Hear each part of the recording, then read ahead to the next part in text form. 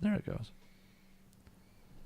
This is the Team Objection podcast for September 27th, 2018, episode 361, and you already know what this is about if you watched last week's episode, which you should have, you son of a bitch. We're going to talk about best gaming accomplishments, and I think we should have Michelle go first so that she can then disappear for the remainder of the episode. Actually, I want Feely to go first. Feely, you have as much as Michelle does. That's actually probably true. Here she is. Oh, here she comes into the screen. Okay. Isn't that fun? So I think this will be fun because we're going to get to talk about it. Then we're going to see who has an achievement that others have shared. And at the end, we will throne a winner of most accomplished gamer. It'll be really fun. So hear me out. Okay. One time, Ophelia decided to interact with the TV when I was playing on the Wii Fit, and she was like doing a thing where she was standing on it and like touching all the things. That was her accomplishment. Okay. It's pretty good. That's pretty good so far. Right. Pretty good. Moving on. It's a pretty good one. It's the leader in the clubhouse right now. Yeah, I mean, it's a low bar, but I want to imagine how many people just turned off the episode. A lot, all of them, actually, 100%. We're done. Now it's just smooth sailing. We can just say whatever we want now. Expectations very low. Okay, so I thought about this a little bit, and it's like, I've played games, I've beaten games, I'm a completionist, so I do the thing, but like, most of the games that I play, everyone's played, or it's not really that, they're for babies. I mean, truly, if we talk about like, Animal Crossing, for example, like, that's a game for babies. Like, no one cares if I've caught all the fish, or like, got all the fossils, which I have, but like, no one cares. But the one thing that I'm proud of, and it's not that exciting or interesting, is I got all the endings in Dream Daddy. And all the accomplishments. So was that even hard though? Like, you have to explain what Dream Daddy is. Everybody knows what Dream Daddy is, Dave. Everybody knows. It's a dating sim. It's a dad dating sim. So you're a dad, and you're dating other dads. Oh God. Aren't you glad we explained? You're like, I'm on board. I'm on board. I'm not on board. No, it's just so completely up your alley that it's like it's almost too perfect. She wishes the Dream Daddies were up her alley, but alas, they only have interest for other dads. There was one accomplishment that it was to date and do go through all of the dates with this coffee shop owning dad. He was like the cool dad, and like I adored him. He had really good taste in music, and he was the first guy I went after, of course. But like his accomplishment was King of Carrot Flowers, which is a reference to Neutral Milk Hotel. I was like, it's almost like this game was made for me. It makes me wonder how many words can separate neutral, milk, and hotel. Like if I said, man, Sweden is really neutral, I really think I want to get some milk when I go and stay in my hotel. Like, is that a turn on for you, Michelle? Just like those three words separated by maybe a couple other words? Yeah, I'm fully torqued right now. So, I mean, Okay, so to bring us actually, not even back on track, to bring us to any semblance of a track. You used to give me a lot of shit for that, Shaun. Well, Chris introduced the thing, and then we haven't talked about the thing. So those are my accomplishments. Maybe that was the issue. No. So I warned you. I did. She did. So when I was thinking about it, though, I feel like it's broken into three sort of like major categories, right? And here's what I'm thinking tentatively. You have difficulty, like accomplishments that are steeped just in how hard the task is. You have optional there's a lot of like interplay and overlap. You have optional bosses, like something you go out of your way to fight. Maybe it's not a hard game, but there's one optional boss that like is super difficult and you beat them. And then collectibles, like 100%ing a game with 1,000 different things to do. It's kind of what I have so far. Okay. What do you guys think? Is that kind of fitting with what you've thought of so far? Yeah, really. The difficulty one I think is the one that kind of fits in for the most for me. But yeah, then there's the ones that just maybe isn't difficult, but just time consuming. So I guess that's the collectible ones. It's just like anybody could do it. It's just putting the effort into it, really. Not even necessarily though, and I'll tell you why. Because collectibles, like in Mario Odyssey, yeah, it is a lot of time, but some of the moons are really freaking hard to get. So it's a mix. Like I said, there's gonna be a lot of overlap, but that's kind of what I've put together that will help me categorize these. Okay. To this point. So Dave, why don't you start us off? We'll set the bar low, and we'll hopefully go up from there. I'm going to just high jump over Michelle's bar. The bar is on the ground. Yeah. It's like under the ground. It's been buried 6 feet down, so we're good. Michelle, my hope is that you're going to come across something from what we're saying. You're going to be like, oh, yeah, I did that. Yeah. That's no, we'll see. Okay. Okay. So I'm debating where to start here because I think I'm going to start with just a classic one. It was when I was young, one of my greatest accomplishments I thought that I had when I was young, and still to this day I think is difficult.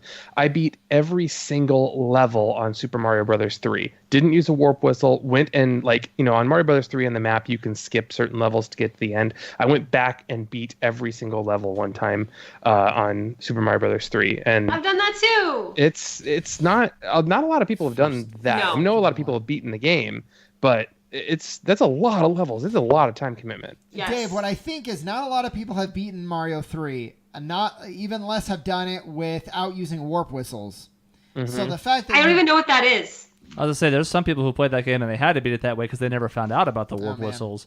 Well, I don't know what that is. Other than those how to beat Nintendo game books in the late 80s and early 90s, there was no internet and no source for you to get help whatsoever, unless you were a dumb kid who was a sucker and called the 900 numbers and charged your parents a bunch of money.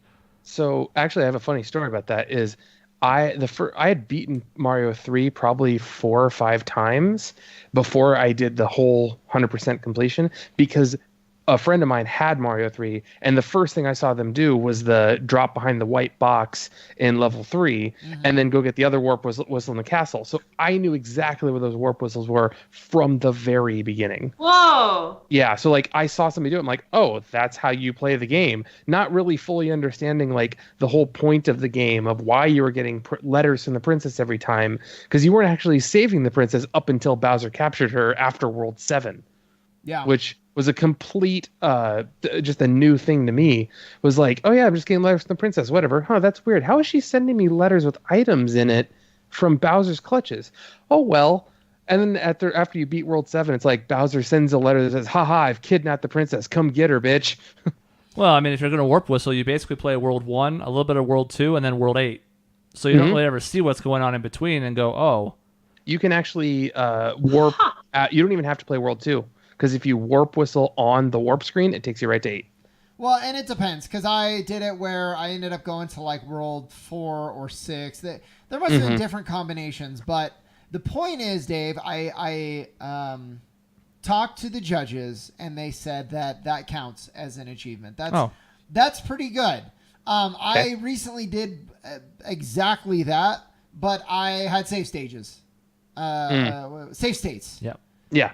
So I'd be that like, helps man, a lot. this jump seems really hard. And I save state it, and I die, and then I just go right back. And I was like, I was right. So that is not an accomplishment. Not really, no.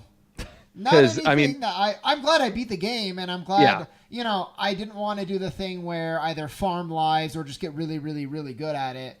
I was like, I have a limited amount of time. I want to experience the game. Here's how I'm going to do it. Yeah. Because, I beat mine on the original Nintendo system, actually with my babysitter when I was 7 or 8 years old. So, and yes, I did have a crush on that babysitter because she played Mario with me all night. That's great. That's great. Call her, see what she's doing now. Love it. I have no idea I don't even remember her name. I don't. And now she's dead. You hate to see it. Probably. The one that got away. Mm-hmm. Sure. When she was 18 when I was 7 or something like that, or 16 when I was 7 or whatever. I have to imagine that even though she's probably 50 now, she has a photo of Dave when he was 8, and she just occasionally holds it and looks at it and pines for him. Love knows no age. Your math is Dave. off here. I'm just saying your math is off. She was in her 20s when she was watching me. I often hear the phrase, age is no factor at all when it comes to love. And a lot of those people even are a in jail. consideration. Mm-hmm. Okay, well that's a pretty good one, Dave. Do you have a second one? We don't want to go through the whole list right now. We'll cycle through, but yeah.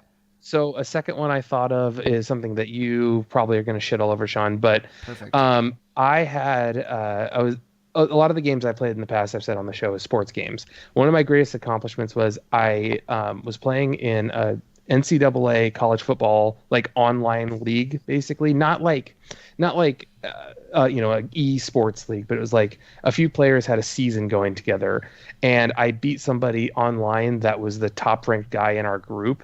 I beat him on a last second field goal, and I was literally like shaking afterward. It was one of those like, I cannot believe I actually beat this guy. This guy has smashed everybody else in our group, and I somehow beat him on a last second field goal. So it felt pretty good. That's pretty. How did you beat him? Was it like Miracle on Ice, or was it like something else? It was a little bit of both. It was an NCAA football game, so I played a lot of ball control to keep the ball out of his hands because he could score quickly. I played a lot of ball control, and I got extremely lucky because he returned a kickoff for a touchdown that got called back for a holding call. So I got very lucky that he had a penalty called off. Okay, I think that counts. That's like any. I don't play online, so I don't have any of those, or like even that much with friends. I very rarely do. That's like the only time I really have, and that was back when PlayStation had free online gaming, unlike now. So that helped a lot. Okay. Yeah, I mean, I think the judges agree. That's a pretty good one. Even the Switch you have to pay for online now. No, it's crazy. Yeah. Well, all right, Chris, do you have accomplishments? I can do two that kind of piggyback off of his. Excellent. So they're similar categories. I don't know which of the three they fall into with yours. They're kind of a hybrid of both. I'll tell you. One is from the young category, which is beating Chip and Dale Rescue Rangers with my grandma when I was like 7. I love that game. That's not an easy game. No. It's really not. And while the co-op makes it easier in some respects, it also makes it more difficult in some respects. Because one of the main reasons you have to attack anything in that game is there's boxes and other stuff all around that you can pick up. Well, if you hit that button right next to somebody else, you pick them up. And you can use them as a weapon, which is funny, but it also can leave them stunned if you use like a bashing attack with them, or like thrown into pits or other hazards if you accidentally chuck them. So anything that you do that involves throwing things as a weapon involves a lot of risk in co-op, because anything that goes wrong, you die, and you don't have a lot of lives in that game. Like a lot of NES games, the forgiveness is not very high. So beating that with her, I mean, she had to have been in the top percentile of gaming grandma. She was very, very good, and she would still kick my ass at Dr. Mario even when I was even older than that. But even so, I mean... That's cute. Relatively uncoordinated 7 or 8-year-old me, and God, at that time, she would have been like 60, low 60s, I think, beating Chip and Dale Rescue Rangers. That is so cool. Yeah, I remember that game. I really cherish those memories because that was my introduction to gaming. I eventually played a lot with my dad on Super Nintendo when that came out, but... When I was super young, all we had was that Nintendo. They bought it for me. I don't even know why. I mean, I get it on a base level. It's a video game system and kids like it, but nobody else really approved of it. Grandma seemed to take to it. She played it more than I did, but as it turned out, it was the perfect thing for us to bond. Mm-hmm. Okay. All right. So that's good. That's good. I didn't play that game, so I can't be like, I know for sure, but also, it was a good memory with your grandma, I think. Did you ever play the old like Aladdin games or Lion King games on... Those are like that game was extremely difficult along those levels. I think would be comparable. Yeah, probably not quite that bad, but close. Because those are among like the hardest of all time. People hear those games and they go, "Oh, I rented that for a weekend at Blockbuster. I could never beat it. I played it the whole weekend." Speaking of which, I heard something about that Lion King game. Specifically, they made it that hard so that it wasn't likely that you would beat it in a rental period. Which is dumb. They wanted people to buy it instead of renting it. I guess. But, like that concept works in arcades. It's weird that they would try to apply it to the home video game market. Well, at that time, I mean, there was a lot of games that if they were too easy, you'd rent it for a 3-day rental, beat it in 3 days, and well, why am I going to spend $50 in this game? I just spent $3 and rented it and beat it. So here you go. I would beat Ocarina of Time in a rental period. That would be insane. It sure was. I was like, I didn't get to see the full ending because I was like right at the cutoff of having to turn it off and go turn it in. I beat Mario 64 in a rental setting. There you go. We did not 120 star it, but we got the 70 plus we needed and beat Bowser in a weekend. Yeah, I had to do that as well. I couldn't buy games, so I had to rent everything, and you have, I think it was 3 days still to have it. Usually, yeah. Went nuts. It was crazy back then too because the save states were on the cartridge itself. So you're like, please, Lord, let him not delete my save state next time I rent this game. Please let it be there. There was one game where I would turn it in and then like immediately I'm going to be like, hey, this is like me turning it in, but I'm re-renting it right now. And they allowed that. I don't remember what I did that for, but I was very thankful. Because, there would be so many times I'd I get the same cartridge back and I'd plug it in and nope, start over. Michelle, here's one you might have done. Maybe. One of the earliest, best accomplishments. And keep in mind what a big deal this was back. Although you could argue it's even harder now. I caught every Pokemon in Red and Blue. Did I? I don't think I did. Oh, God. I can't remember. So I want to say I didn't. And let me tell you, I did not have a lot of friends who played Pokemon. That was my problem. So this was a bitch to get. Yes. That was my problem. I had no friends. Yeah. So I stayed the night at a friend's house one time. Pretty much. We didn't even really get along. I think we both acknowledged that it was in order to get all of the Pokemans. And we did. We were because the transaction was not quick. Not really. No. We were trading for hours. Yep. Deep into the night. That's a huge accomplishment, actually. And I did not do it. My brother even had the other color. I think I had blue and he had red. And he still was like, no. Yeah. Horsey. That was the last one. Couldn't find Horsey anywhere. Was Horsey blue only? I don't remember. I don't even know if he was specific to a game. I just didn't know where he was. And I got the Genghis Khan, son of a bitch, Tauros. Those are the worst. 300,000 freaking rocks. Anything in the Safari Zone was the worst. Scyther was impossible. Kangaskhan was more than impossible. Yeah. It was awful. Yeah. But I did it. We put Dave That's to sleep. good. Yeah, what? Sorry. I never approached catching them all. I think I've told both these stories on the air before, but my original playthrough, that was the first RPG I ever played. So I was garbage at Pokemon Red. I raised just Pikachu. Because, I saw the show, so I wanted a Pikachu. Pika. And he had Thunder Shock, Thunderbolt, and Thunder, so that was good type coverage. Good. Nice. And then the second time I played the game, I had Pokemon Stadium, so I wanted to be Ash Ketchum. So I traded for all the starters, so that when I was going through the game, I had all three of them, and I think I still had Pikachu because I was still a dumb asshole. But that was my team, or my one Pikachu. So I had 7 I caught, and not near 150. So that was before you realized Ash Ketchum is the worst Pokemon trainer ever. Correct. That was when I was young and naive. Dave, this one might mean something to you. I beat Mass Effect 2 on Insane. Whoa. It was insane. Awful. It was awful. You have to approach every mission how am I gonna do this? Because it was so hard. You're talking Jesus. 2 to 3 shots and you're done. And Dave, I don't know if you'll remember this. I'm talking to you, Michelle. I don't know if you played 2.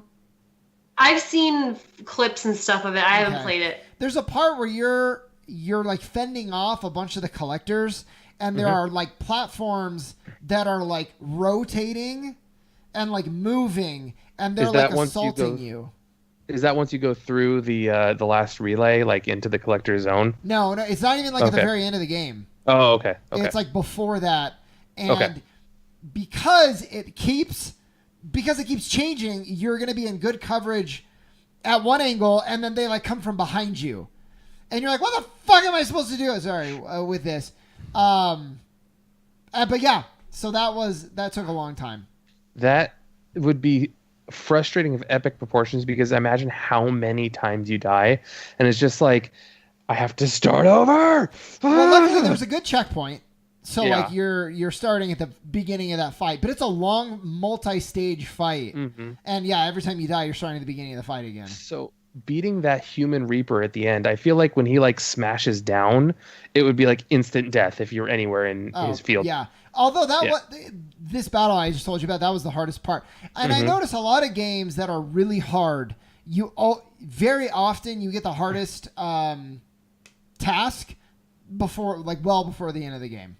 Yeah, like Final Fantasy X, where Seymour is way hard, or Jecht is way harder than. Or Kingdom Hearts, where on Proud Mode, usually that first boss is the biggest son of a bitch on the planet. Yeah, I did Kingdom Hearts on Proud Mode. I'm pretty proud of that. I did both 1 and 2. Not the first time on 1. I started regular difficulty on 1, beat it, came back later, beat it on Proud Mode, played 2 the first time on Proud. Hated that first Dark Side fight. Yeah. I beat Sephiroth, both games, and that was pretty proud of that. That was Did not easy. Although in the second one, it's easier. There's a trick. You bait yourself, kind of, and he puts you in the air, and then he goes in the air, and then you counter him in the air, and that's an easy way to get his health down. That's tied to one of mine. Yeah, what's that one? I've beaten the first Kingdom Hearts Sephiroth without taking damage. Oh, nice. Wow, that's I could not do that. I was never good at Keyblade fighting. I don't know, like Same. I just never was. Do you mean I could sword do it. fighting or specifically with a Keyblade, Dave? I think in general in games, I'm not great with the with swords. I'm way better with guns rather than melee weapons, just because for whatever reason my depth perception on games is not great. So I'll swing it and be like, oh, you're another 2 feet farther. Crap, you just hit me 3 times. So you're not good at fighters. No, God, no. Okay. Like I remember going to arcades with Chris when we were in high school and watching him put a quarter into Street Fighter 2 and play for an hour. And I was like, well, okay, see you later, Chris. I'll go do something else. Very frugal. Yes, he was. I would like blow through $10 like playing my Papa Shot or whatever other games are there, and Chris would be still playing through Nursing that quarter. Marvel versus Capcom. I think that was the big one. I remember you doing that with the Toasty or whatever it was. I'm only gonna get like 4 quarters most of the time because we were pretty poor. So I gotta stretch them. I'd like to play skee ball, but then I'm gonna be done in 10 minutes, and then what am I gonna do? Listen to the adults talk? So we have no Dark Souls alum here. I And that was an honorable mention. Wait, didn't you know that I completed Dark Souls? Oh, You could not even get through the opening screen. No. Dark Souls. you couldn't get past the title screen. He's only being a little facetious because that was one of my honorable mentions. Greatest accomplishment was being the first level of Dark Souls. That is not an honorable mention. And for me, it is. Dishonorable mention. No, for me it is because that game is so hard. No, Dishonorable's another game. So I never beat Nice. any of the Dark Souls, and I technically beat Dark Souls 3, but I was playing with a group, and while I beat some of the bosses, the rest of the group beat some of the bosses too, so I'm not going to count that. But I did beat Neo, and that is like very similar to Dark Souls. Neo? Yeah, it's literally Dark Souls. N-I-O-H. N-I-O-H. I was totally thinking The Matrix. Mhm. Yeah. Me too. That's why I spelled it. Great. It's the same gameplay as Dark Souls. It's a little faster. You have a little more what do you call it? Like there's a term for this. Like when the control is really tight and the input is very like exact. So when I hit roll, he rolls immediately. Not like Dark Souls where like you have to see the attack coming, hit roll ahead of time. So by the time the attack comes, you're eventually rolling. There's a delay in Dark Souls that's not in Neo. I think tight is the right word for that. Like the controls are just very tight. Controls are tight, responsive. The inputs are precise. Yes. The responsiveness is the gaming mag term. There you go. There you go. But I beat Neo, and then I beat it on New Game Plus, and then I beat it on New Game Plus Plus, and I started it on New Game Plus Plus Plus, and I said no because that's when they really start requiring it to like you grind for like hundreds of hours to get the equipment you need, and I was like, no, I don't think so. I've already put in quite enough time. So. Chris, did you have a second one that we didn't get to hear? Oh, we're going through. I have several. He has several. Oh, I okay. have several. You have barely any. Michelle No, has several. I have another one that I'm thinking of. All right. You want to hear it? Yeah, of course. Another older one. Actually, I have 2 older ones. Beating Legend of Zelda, the first Legend of Zelda, on the New Game Plus mode. Is that harder? I found all of like finding the dungeons in that one pre-internet is not easy. Yeah, 'cause Yeah. they're all shuffled. Yeah, they're all over the place. Like you go to where all that you think the dungeons are, and they're like, "Oh, it's not there.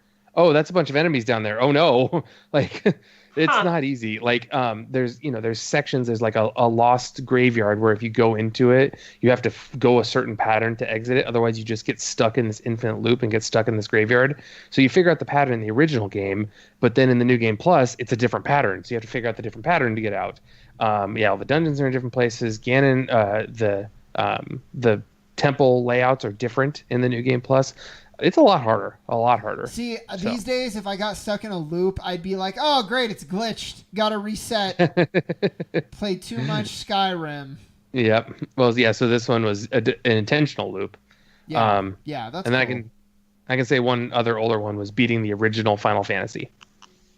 That was I really actually really liked that game. Yeah, I want to play it at some point. I really do. It's worth it. You can get it on like Game Boy Advance or I mean easily. It's there's I know they re-released it for Game Boy Advance with like new content and new dungeons and stuff.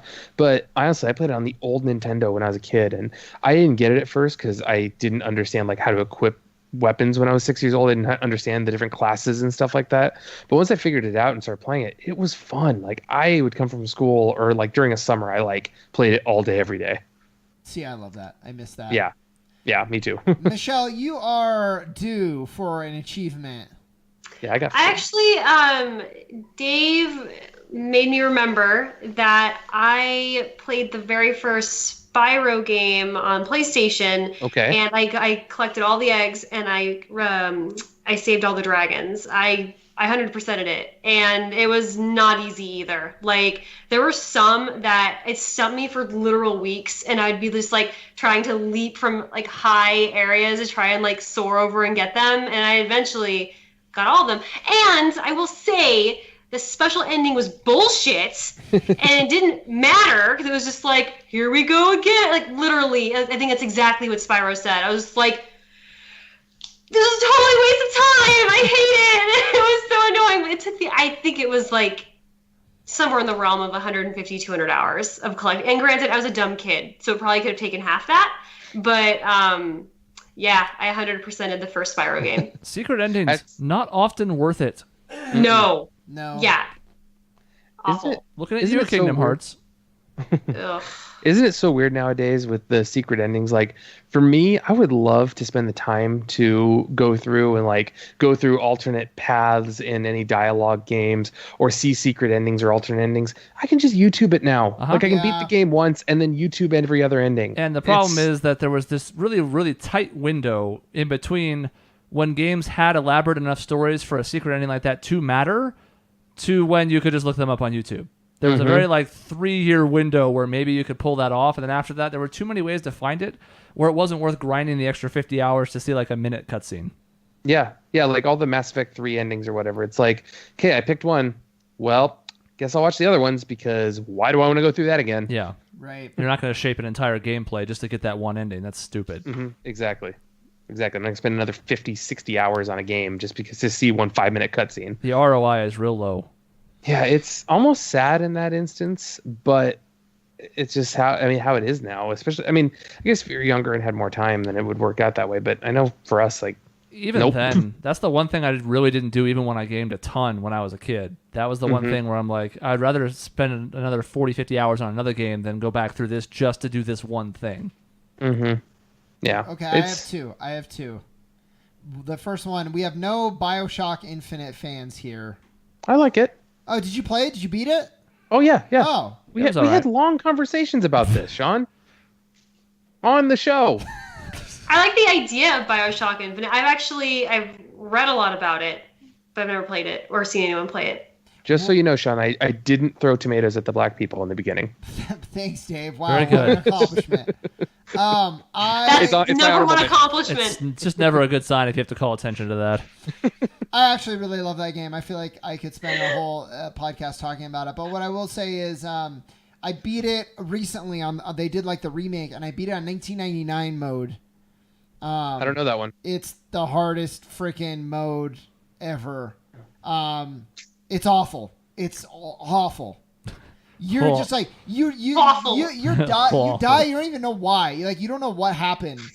and I'm thrown in those fights with like the big Tin Man whatever, and I'm on the rails and I'm just like circling for like half an hour to be like, how am I gonna approach this? But I got the shield, the bullet shield. You know what I'm talking about? It's like an energy shield on your arm, and that was night and day. It took me from the point I got that, I did like more than half of the game in half the time as like everything it took me up to that point, because it made it so much better. What is the feeling like? What's the kind of the reason that you gravitate towards wanting to go for these games on the hard mode, just to say like, yep, you threw your best at me and I still bested you. Yeah, like Is that kind of the personal challenge. Yeah. Just to say that I could do it, pretty much. And it usually takes a game that I care about a lot. Yeah. Like, yeah, if it's a game I'm just playing because I've heard, some good things, I'm not going to care. If it's BioShock, which I'm way into, I'm going to do it. And I found a lot of the times it makes it more fun. It's not just to say I can do it and I'm having a miserable time. It can be frustrating, but like, for example, this happens in a lot of games, but in the case of BioShock, you actually play the game, I think, the way that the creators intended it. Because you use all the traps and all of the different items you have at your disposal. Whereas if you're playing it on the regular mode, you just shotgun. You get these cool traps. You don't care. You don't have to use them. Just blow everything away. On the hard mode, you can't do that. And you have to be strategic, and you have to think, and you have to use everything at your disposal. And I think that's cool. I really like that interpretation. I mean, a lot of people don't like to play on hard mode, and that's fine. There's a lot of very valid reasons why someone wouldn't want to. But I like that as, like, playing how the creators intended, because sorry, I'm just, like, thinking about it. It's really neat, actually. Yeah, I think it's cool. And that's why, since talking last time, I've upped the difficulty a little bit in Witcher, because I was killing everything in one hit.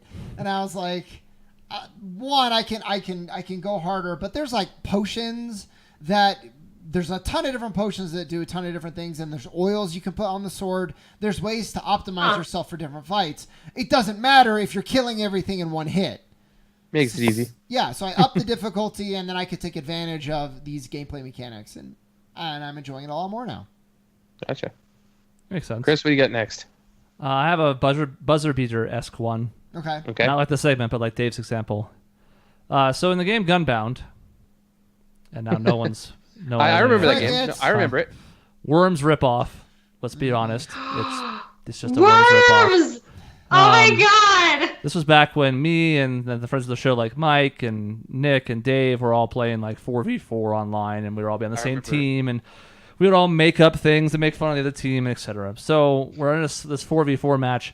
The thing I played the most, this bot was called the Frog. It looked like a frog. And unlike most of the other mobiles which shot like lasers or guns that would explode on impact, this dude shot little miniature frogs out, and they would hit the ground and then like roll in different directions depending on how you shot it and stuff, and then eventually explode. Well, this was a problem when you got the map to the point where it was all decimated by other shots and debris, and there was nothing left to like sit on for your mobiles to sit on or to shoot at, for my case with the frog, because I needed to be able to land on something to hit someone. So we get to the end of the game where you have like team lives, like 5 apiece. Each team's down to 1. The next shot from the other team is going to kill us. They're sitting like right next to one of our players, so they're not going to miss. They're going to like just go full power, shoot it right at them. We're dead. I'm across the map, and I have to hit a shot all the way on the other side on essentially a speck, basically a pixel of land, that somehow this dude, when he respawned, even managed to get himself to land on. Because if you're wrong, you just fly past it, and you have to wait more turns to land, so it's really risky to do that. He pulled it off, but he was the only guy I really had a shot at because of the way that the terrain was set up, and I still managed to stick it. And it was like the last shot that we had to have, and it was almost impossible to hit all the way across the map. Had to be very precise on how hard I hit it. And it's great because there was that moment where you knew what happened, because it was going to walk. Instead, the shot hit the speck, and then just spun around him in circles really quickly until it blew up. So you had that moment of like, yeah, this worked, before you actually fell.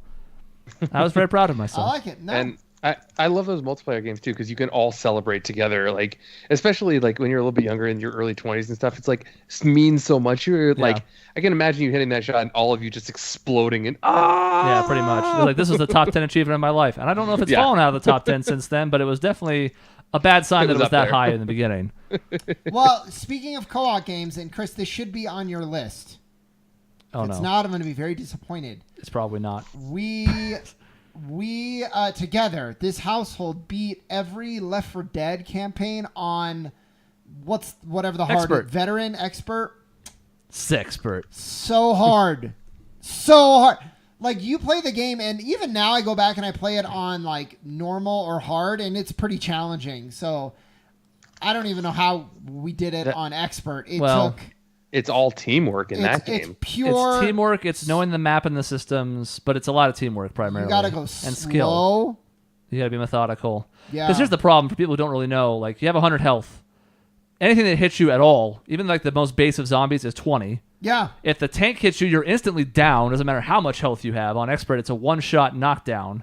Like, it gets really bad. Hunters pounce you. You die in like milliseconds. It does not take long for them to swipe your health off. So it doesn't take much. And keep in mind, too, this also includes friendly fire, which is always on. It's not a toggleable option. So if you're carrying a shotgun, like my weapon of choice, and somebody just happens to run in front of your screen as you're shooting a zombie, they're instantly down. Because like a shotgun from point blank, that's all their 100 health. So it's really, really slim margin of error. And you can limp through the campaign if you're not super skilled. But there's no way you're escaping in that final showdown where you have to it's always a situation. Have you played Left 4 Dead, Dave? Yeah. Oh. Yeah, I played a campaign. I played a couple of them with you guys. God, I'm so sorry. I'm being so exposed today. My memories exposed on stream. But yeah, you have to hold out in these areas. Yeah. You get a rush basically. Where It's like, all right, you're in the spot for the extraction. Here comes the mountain of zombies. You get multiple rushes, and then you always have to fight. You have to fight and take down one tank, and then there's a tank that comes later. It's really tough, but we all escaped. I don't know how often we all escaped on the same run because that's really tough. But each of us at some point made it. Our character survived, and it's that felt really good because it's a shared achievement. Mm-hmm. It's true. And those finales are hard, especially because you can only get knocked down twice. Then somebody can pick you up. You come back with a really low amount of health, but you can keep going at least. And the third time, you're just dead. Well, in the finales, there's no respawn point. When you die in the finale, you're done. You don't come back unless the whole team wipes and you have to start over. So those become really, really high-strung affairs.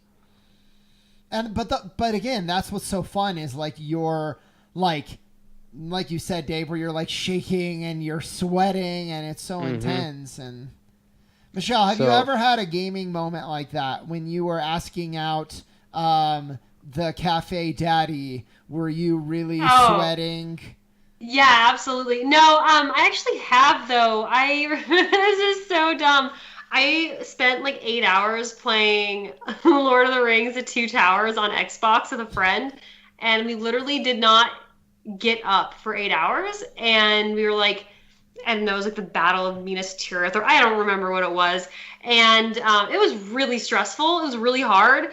And we turned the game off briefly to have dinner or something, and we couldn't stand up. We were shaking, both of us. We were maybe having a minor seizure. It was a little disconcerting. But I didn't realize how much it was stressing me out, But yeah, I've been there. It sucks. I don't recommend. I hate it. It's one of the worst. That's why I don't play horror games or anything like that. I want it to be easy and fun and enjoyable, because when it gets to that point, it's too stressful.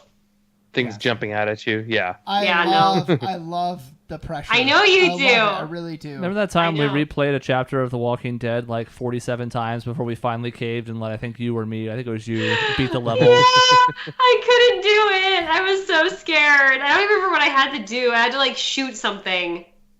Yeah, there was a few different challenges in a row. A couple of them were shooting, we had to hit the trigger and have your cursor in the right spot pretty quickly, and there was a few pretty quick button press or QTEs in there too, and it was just a sequence that you could not seemingly get through. I'm pretty sure I did it on my first try. It was first or second. Yeah. By the second. Yeah. Yeah. Not good at those games. Not good at all. Do you guys have any where there was a run that you had to do? And the one that's coming to mind is Tony Hawk. You have to, in a very short amount of time, get a certain amount of points. And it's really hard, but when you're on the magical run, you're I think this is it. I think I can do it. And sometimes you still mess it up, but it takes perfection to get it. Tony Hawk, I loved those games so much. Yeah. But yeah, I had some pretty epic runs on Tony Hawk Pro Skater on the PlayStation. I don't know if there was anything super achievement worthy, but I played that game for hours. And I love the soundtrack, and I would just listen and be yeah, I'm so cool. I love that game. Ska. Yeah, we weren't exactly. cool, but we all thought we were. Yeah. No, yeah, No. no. The only thing I can think of that would fit into that, Shaun, would I had levels on Tetris DS that I used to play where like Yeah. they would specifically make it like as fucked up as possible. Yeah. Like they would make the levels as hard as possible and you'd have to clear all of them. And so in the beginning it was like you had to be perfect, otherwise you just lose the level instantly. And I had a few of those where I'd kind of like go on a run and clear it, and I'd be like, all right, it's cleared. Yeah. Guess I'll just try to get the high score. Yeah, like Metroid Pinball was one where you're like, wow, I just wake up one day and you're getting like, I don't even know what a lot of points in that game was, but no, Pokemon Pinball was the better one. And it's just like that magical like session. And like, I love that. I don't play a lot of games that have that mechanic anymore, but like I used to be way into that. Yeah, I feel like there are examples because I can kind of remember the vague feeling of like a fist pump or something afterwards getting through something, but I can't connect it to anything. I do have one that involves Shaun and Michelle. All right. We have a Pokemon Fire Red playthrough on our YouTube channel. That was actually, I think, Michelle's first video with us. Yeah. And that ends in an Elite Four run where we are way underleveled. Like Lance's last Dragonite is something like 17 levels higher than anything we have. Right. And we still managed to limp through and beat it on like a last second clutch. So kind of like a self-serving difficulty in that sense, or a self-inflicted one, because we just were not grinding at all because we didn't want to bore the viewers. So we just kept going to the next gym. And we still managed to get through the Elite Four, even though everybody was like the mid-40s and Lance was 61 or 62, something like that. I feel like it was a well-timed crit that really helped. And also like thunder hitting when it was only like 70 to hit, which is not great. Yeah, that was cool. I remember that. That reminds me of one that I had when you were talking about a well-timed crit. I beat Resident Evil 6 on literally my last bullet. Like I went through all of my different guns that I had, and I had one shotgun shell left, and Wesker came at me and I shot him, and I saw the end sequence. I was like, oh, thank God, I had no bullets left. Like if this missed, I was done. Knife him. That's pretty cool. You are talking about Resident Evil 5, however. 5, you're right. I'm sorry. Is Wesker in 6? 5. I only beat one of the 3 chapters in 6. It was 5. You're right. It was 5. But that, you know what? I feel your pain because that fight is hard. He soaks up a shit ton of bullets too. It's unreasonable. Yeah, he's so fast too. I know RE bosses sometimes can just be like sacks of damage. I get that, but that fight is ludicrous. And then it comes down to basically a QTE where he's chucking a missile, which is basically the road that led to 6 in the first place of just pure absurdity. And I remember Tech Guy and I spent probably like 3.5 hours one night trying to beat that at the end of our playthrough. So at that, what that fight does is you get split off, and I didn't know this at the time, but it's dependent on one person doing a QTE like fast enough. And I was just like, what? Why can't we beat that? And I'm screaming. And then I'm like, here, Maisie, like, let's just like switch. And then I realized, so long story short, I had to do both QTEs at the same time in order for us to get through it. Because she's like, I'm hitting it as hard as I can. I'm like, it's not fast enough. So I had to sit there, put out both controllers, and be like, and then that got us to like a location where we could just pump bullets. She's fine at the shooting. She's good at that part.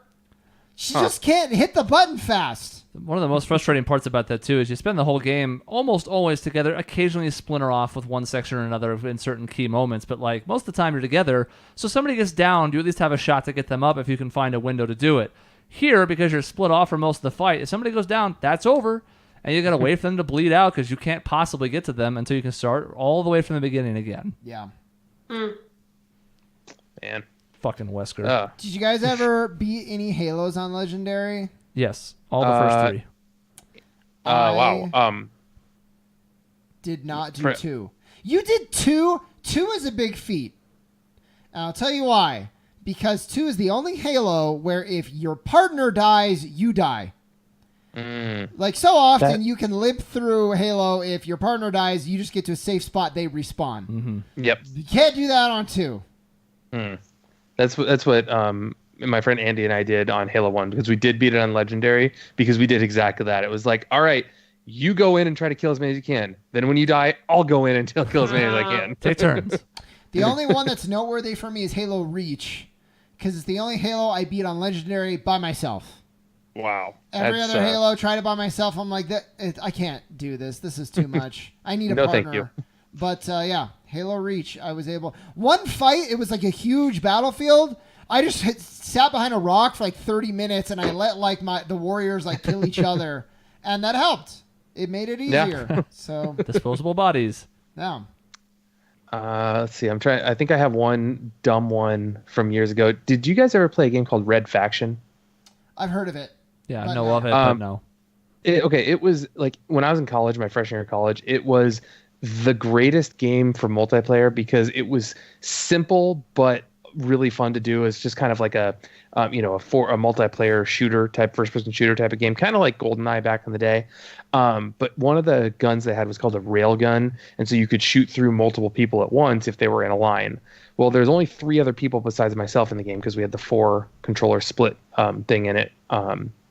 And I got the rail gun and got a triple rail. So I shot one shot and killed all 3 people in one shot. I awesome. almost pretty much just stood up and threw the controller up in the air and just started like running around the room. That's awesome. Because it takes like 5 seconds for them to respawn, so I had nothing to do for the next 5 seconds except talk shit. Like I played more multiplayer. I don't have a lot of like memories like that because I didn't play a lot of it. And like Michelle, I don't know, you had no friends. You didn't play a lot of multiplayer either, right? None. Yeah. I didn't. 0. Yeah, I didn't play a lot until freshman year of college, just because I had the dorm, and it was like, well, I'm not doing homework, so I'm gonna go play Red Faction for 5 hours, because that's what you did in freshman year of college. Yeah, I mean that works. To finish this up, I just want to share with everyone. Let's see which one. All the trophies in freaking Smash Brothers Melee. That was nice. Really hard. Why? That's just so much time. It was really hard because you have to like beat like Giga Bowser and. I did all the ones in Melee, actually, come to think of it. It's brutal. I never did in Brawl because I never liked Brawl, and I never did in the Wii U one because I didn't own it, but I think I will when Ultimate drops. Yeah. In that one, in Melee, didn't you have to like beat the home run thing, like hit it over a certain, like the sandbag home run thing, like with a certain to a certain distance with every character to get the trophies? Huh. Am I remembering There's wrong? definitely been one of them in at least one of the Smash Brothers. I don't remember if it was specifically Melee. I don't Okay. think. I think there's one for total distance across all the characters, but like some of the characters, it is impossible to hit them as far as the others. Yeah. Yeah, like I remember Yoshi was the easiest one because you'd flutter kick the thing and then you hit it like 2 miles or something like that. Yeah, but like one of them, their smash hit it like straight up. Was it? A couple of them, I think. Yeah. I don't remember. And that didn't do anything, so you had to like get the damage a lot and then hit it normal. You hit like a smash attack instead of the back because it wouldn't do the right arc otherwise. Yeah.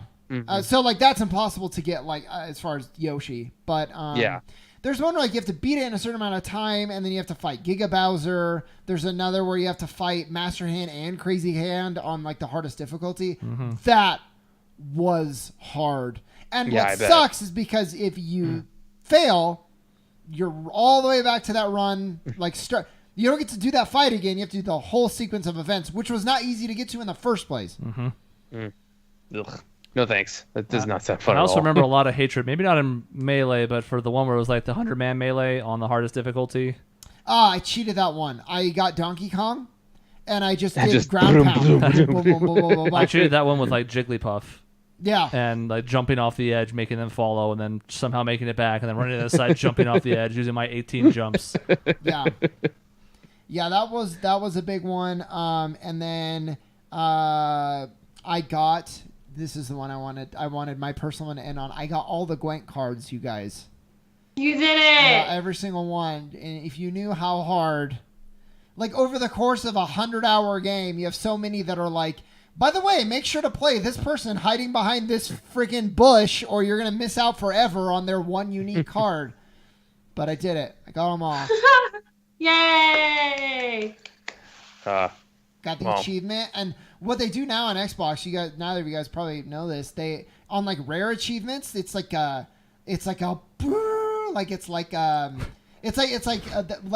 sound of that a diamond would make at a casino. That's like the sound that this achievement makes now, and it's very satisfying. Brrr. Oh, and I'm 4,000 points away from 100,000 gamer score too. Nobody cares. 96,000. Nobody knows what you're talking about, idiot. I'm so close. If PlayStation trophies meant shit, I wonder what I would be at. Yeah. Because, I go back a ways with PlayStation. I have no idea, and it doesn't really matter, but I have to feel like I'd be at least somewhere around there. The PlayStation trophies are so weird. I doubt it, and I'll tell you why. I went through a phase where I was like, I'm going to get this game, I don't even care, and I'm going to farm it for achievements. There was farming, and then there's also, like, getting achievements that no one should care about. Like, finding all of this inane thing in this game that wasn't very good to begin with. And I was like, yep, I'm going to do it 100% on every game. Yeah. All right, so yeah, I don't care. So real quick, and if you don't have one on top of your head, that's fine. It'll be a future episode, or we won't ever come across it. Least favorite achievements, either things you regret, things you hated, things you just didn't enjoy but did anyways. What do you like? One. What do you regret having done? While I love playing it, spending as much time trying to beat the game on Echo the Dolphin. It's fun to play, but it's so stupid with how hard it is. I think we should come back to it. I will say Mass Effect Andromeda was...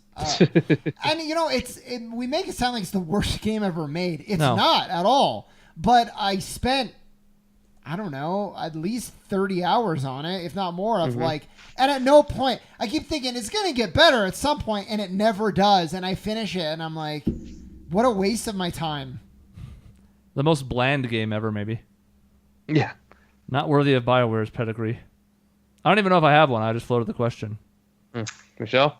Yeah, I can't really think of one off the top of my head either. I mean, I'm really discerning in the games that I play. So for the most part, not so much as a kid, but even then, I don't think I had much regret for any of the games because I was a kid. It's like, whatever, wasted time. It's not a big deal.